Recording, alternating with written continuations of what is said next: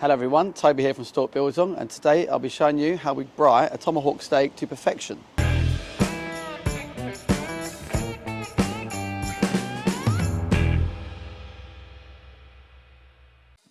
the tomahawk steak, I'm going to apply a light coating of olive oil just so our rub adheres.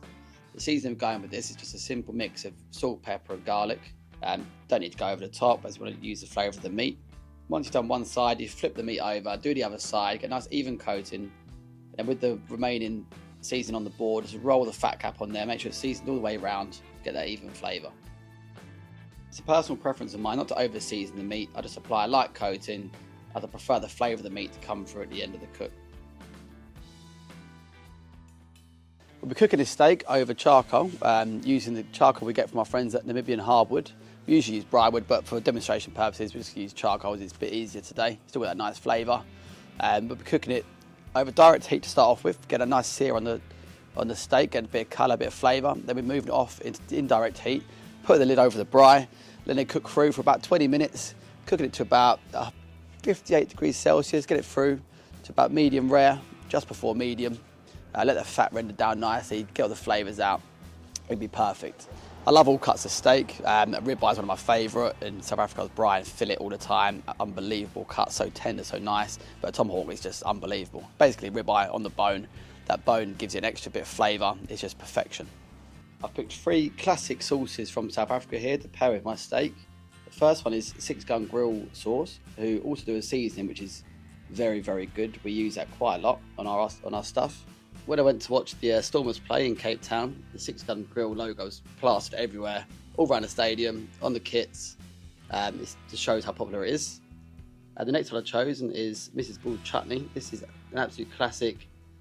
We pair this to our Burrows rolls normally. It goes so well. I'm going with the hot one today because I fancy a little bit of spice. The last one I'm picking is Steers Monkey Gland sauce, another classic. Similar to a sort of barbecue sauce, a bit fruity. Just pairs so well with steak. I'm going to empty my hot coals into my BRAAI now. I'm going to put them to one side. So I've got one side for direct heat, direct cooking, and leave one side free so I can use that for indirect cooking. This way I can cook the steak over direct heat to get a nice sear, nice flavour on it. Then I can move into the indirect side and cook it through, get it to my desired temperature. I start off by laying the fat cap down on top of the direct heat. You'll get a few flames kick up here as the fat renders down. It's just part and parcel of it. This way we get nice. Render it down nicely before we get a sear on both sides. A little bit of flame is good. The fat renders down, it makes the flames come up.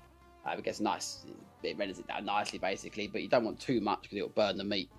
Once you've been rendering that fat down for about 30 seconds to a minute, lay the steak down flat on the BRAAI over the direct heat. Now you're looking to get a nice little sear on each side of the steak. That adds a good depth of flavour to this.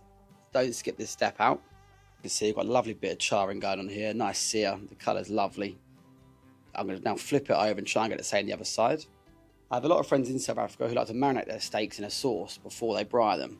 Me personally, however, I don't really like doing this because sauces tend to burn on the BRAAI due to the high sugar content. I just go with a dry rub, season it up and just cook it, and if I want a sauce, I'll pair it with it after I've cooked it, just on the side. I'm really happy with this steak now. I've got a lovely colour on both sides. The fat rendered down lovely. I'm now going to move it to indirect heat and let it cook for roughly about 20 minutes until I get it to roughly 54, 55 degrees Celsius. Then I'll remove it from the heat, put it on a board and leave it to rest, and which will rise then to about 58, 59 degrees, which will be sort of late medium rare, closer to medium. But that fat's rendered down lovely. We've got a lovely colour. You can use a meat probe. I know a lot of people that do. This will make the job much easier. You can keep an eye on it so easily. You can get it to perfection. I won't be doing that today because I've done this many times, so I don't feel the need to. But yeah, if you want to, then do it. It'll save you a lot of hassle. So now it's been about 20 minutes of indirect cooking. I'm now really happy with it. I've just had a little feel. It feels just bang on. So I'm taking it off now. I'm going to leave it to rest for about 10 to 12 minutes.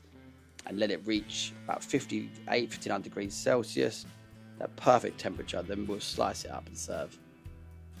It's really, really important to rest your steak after it's cooked. Do not skip this step as it stops the cooking process. It lets the meat relax. You need to do this for about 10 to 15 minutes. The resting process is now finished. This tomahawk steak has taken a total of about 35 to 40 minutes. The took about 5 minutes to get the sear and the colour we wanted, another 20 minutes or so to cook it through, and then it's rested for about 10 to 15 minutes. So yeah, it's quite a long cook for a steak, but it's well worth it. I start off by cutting down along the bone, chopping this off, laying my steak down flat.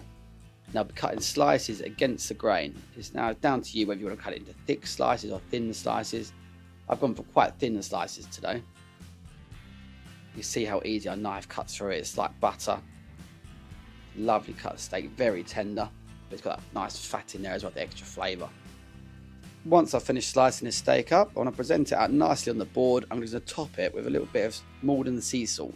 It's the best sea salt you can get from here in the UK. It's no brainers to add this on at the end.